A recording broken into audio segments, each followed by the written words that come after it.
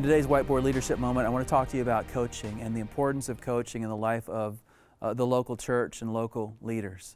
There are many different views of coaching, many different ways to coach. I'm going to give you a few of the tips that have helped me over the years to coach hundreds of pastors and leaders around the country.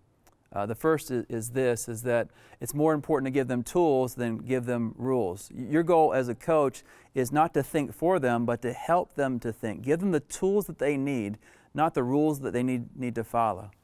The second is that to give them principles, not programs.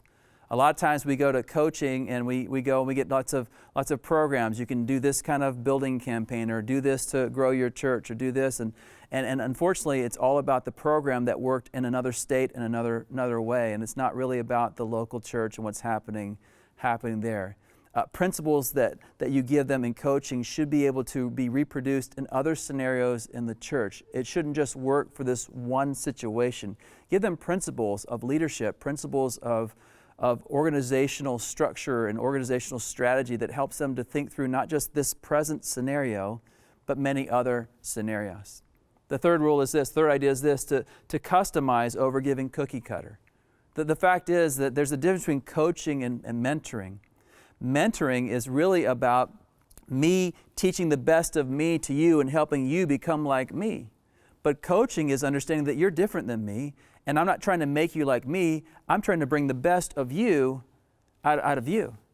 In their scenario, in their gifts and abilities, in their lives, they're very different than you and me. And so it's so important to make sure that you're customizing it based on their scenario, based on their church, based on their gifts, on their skills, and make sure you're bringing the best of them out of them and not just giving them you. And then finally, tides over waves.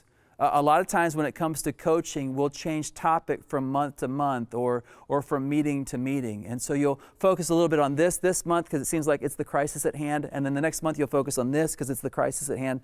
That's reactionary coaching. What you're trying to do is build them deep, not just create waves of movement, but create tides of change in the life of the church. A lot of times in coaching, we won't focus on one thing for a long period of time, and yet it's exactly what they need. Choose one thing and go after it month after month after month until they actually become very good at it, and then move on to something else. It's about tides, raising the tide of leadership, and not just about waves of reactionary involvement in things that seem to be important. It's not what's urgent that matters, it's what's important that matters in the life of the leader that you're coaching. This has been a Converge Whiteboard Leadership Moment. To learn more about Converge or to join us, check out converge.org.